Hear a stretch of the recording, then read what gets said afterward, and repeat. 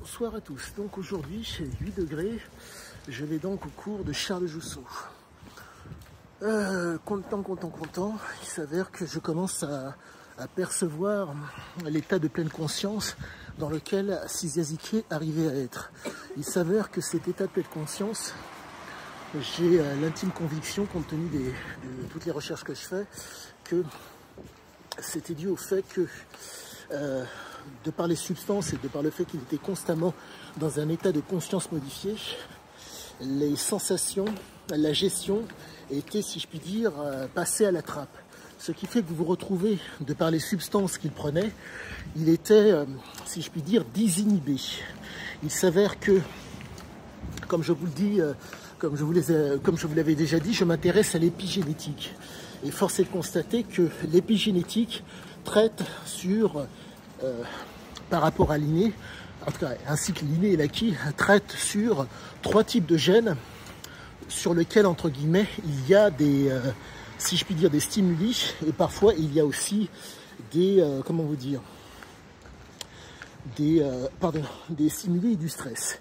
Ce qui fait que vous vous retrouvez donc avec des gènes qui sont donc actives, d'autres qui sont donc inactives et d'autres qui sont inhibées. Et j'ai l'intime conviction que l'état de conscience modifié que vivait Ziké, de par la prise de substances et de par la vie extrêmement intense, fait que, pardonnez-moi, j'en perds mon français, les fameuses gènes qui étaient inhibées grâce aux substances et grâce au mode de vie, fait que, entre autres, fait que les fameuses gènes qui étaient inhibées étaient, si je puis dire, actives.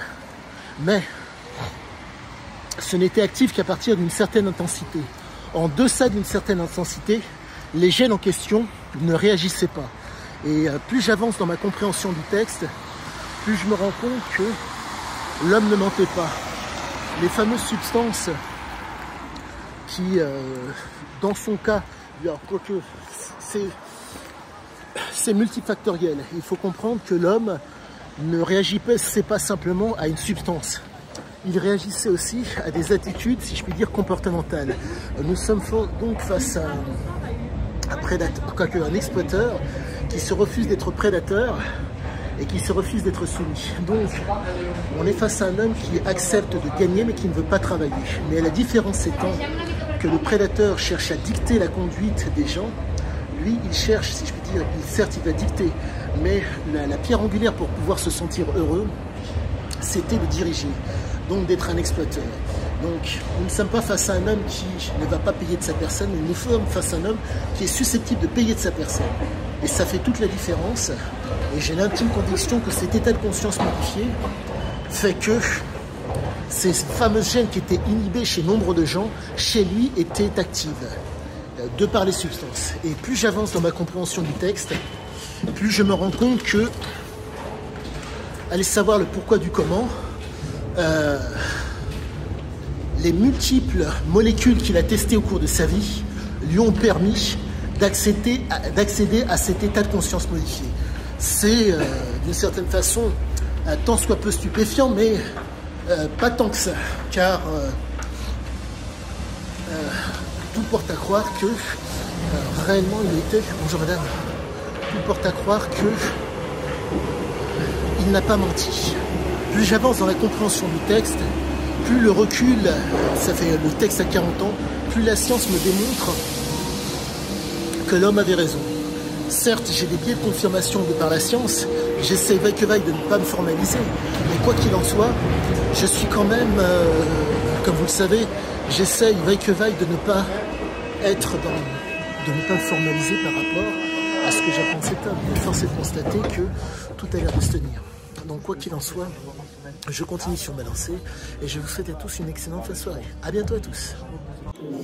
Bonjour à tous. Donc aujourd'hui, 88e cours avec Charles Jousseau. Ça a été, comme à l'accoutumée, extrêmement intéressant. Lorsqu'on travaille avec Charles Jousseau, on se retrouve constamment avec des éléments d'information sur soi et sur les autres qui sont extrêmement intéressants. Il est toujours cette capacité à pouvoir nous permettre d'être dans l'éveil, d'être dans le raisonnement, d'être dans la compréhension de ce que l'on pratique, fait que c'est de l'initiation, c'est de l'information, c'est de l'instruction à chaque fois. Donc, qu'a-t-on travaillé aujourd'hui? Toujours, si je puis dire, les fondamentaux. L'onde de choc qui, à la suite de ça, permet d'enchaîner, si je puis dire, sur le coup qui suit derrière. Il y a toujours une onde de choc, toujours une onde de choc. Et si je puis dire, on est vraiment face à quelqu'un qui nous permet d'être dans le vrai.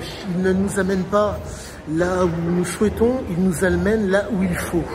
C'est vraiment le détail du diable à chaque fois.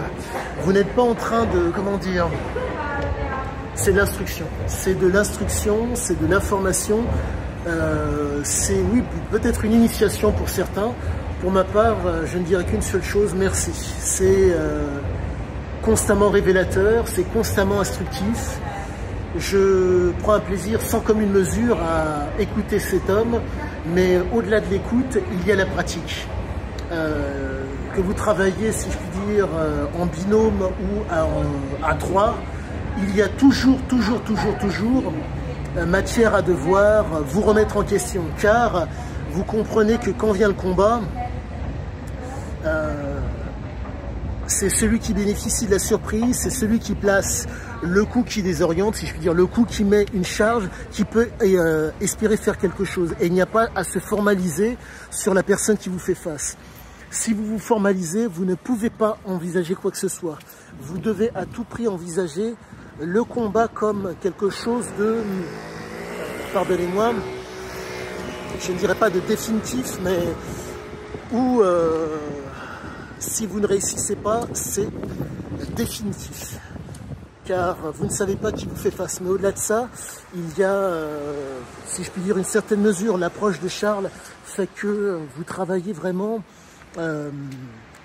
certes, pour vous défendre, mais pas en vous illusionnant. Il est nécessaire d'aller au combat avec des éléments qui vous permettront de sortir vivant.